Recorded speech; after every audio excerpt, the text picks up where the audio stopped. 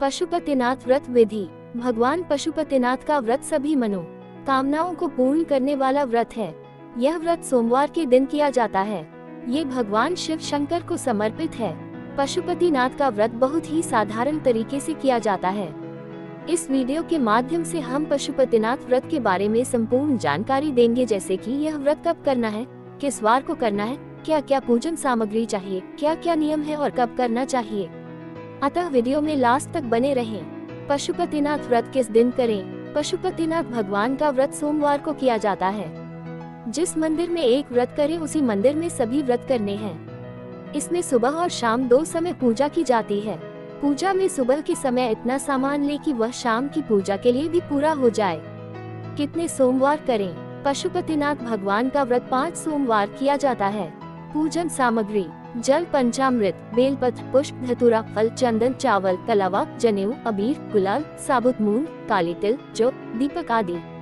वैसे आपके पास जो भी सामग्री उपलब्ध हो उसी से आप पूजा कर लें, लेकिन शाम की पूजा के लिए 2 सामग्री बहुत जरूरी है।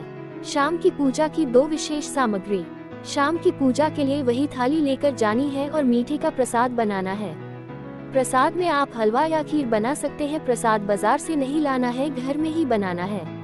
और प्रसाद को इतना ही बनाएं जितना आप मंदिर में ले जा सकते हैं, घर पर छोड़कर नहीं जाए, उसमें से किसी को खाने को भी नहीं दें। और 6 दीपक लेकर जाने हैं। सुबह शाम की पूजा कैसे करें? सुबह की पूजा आप शिव मंदिर में जाकर रोजाना की पूजा की तरह ही करें और थाली को घर पर लाकर रख दें। शाम को इसी थाली को पूजा के लिए ले जाना है। शाम की पूजा प्रदोष काल के समय करनी है। घर का बना प्रसाद, हलवा या खीर एक पात्र में रख लेना है। घी के 6 दीपक लेने हैं। 7वां कोई भी दीपक या बत्ती नहीं लेनी है। सबसे पहले 6 दीपक हमें मंदिर में जमीन पर रख लेने हैं और दीपक के नीचे कुछ चावल या पुष्प रख लेने हैं, क्योंकि दीपक खाली जगह पर नहीं रखते हैं। इनमें से 5 दीपकों को प्रज्वलित कर लेना है। 6ठा दीपक हमें प्रज्वलित नहीं करना है, लेकिन थाली से जमीन पर जरूर रखना है। फिर प्रसाद को भी किसी दोना या पत्तल में 3 हिस्सों में बांट लेना है। तीनों प्रसाद के पात्रों को भी जमीन पर रख लेना है। फिर आप अपनी पूजा करें।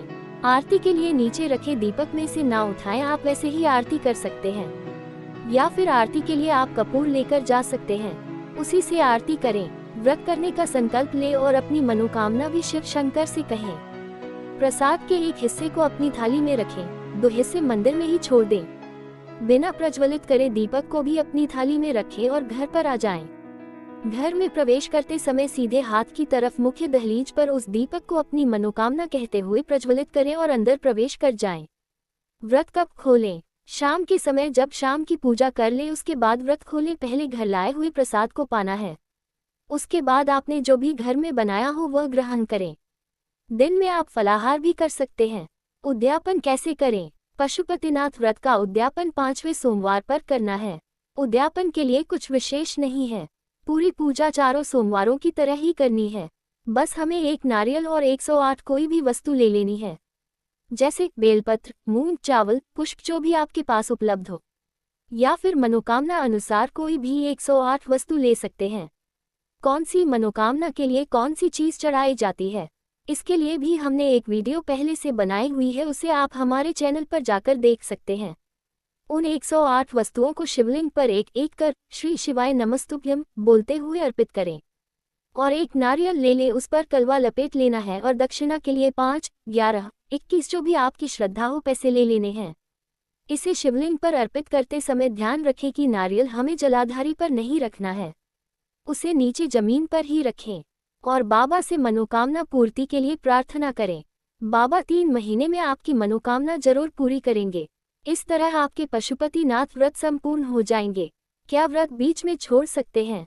अगर बीच में कोई काम आ जाए तो व्रत को आप छोड़ सकते हैं। कोई विशेष परिस्थिति ना हो तो साधारण व्रत अवश्य रखें, तब आप दिन में भोजन कर सकते हैं, लेकिन उसे गिने नहीं। अगर उस दिन आपका कोई चौथ या अन्य कोई व्रत आ जाए तो भी यह व्रत नहीं करें। अगर आपकी सुबह की पूजा हो जाए और शाम को रजस वाला धर्म आ जाए तो भी व्रत मान्य नहीं होगा। इस तरह आप सभी नियमों को धारण करते हुए पशुपतिनाथ भगवान का व्रत करें। भगवान आपकी मनोकामना जरूर पूरी करेंगे। हर हर महादेव।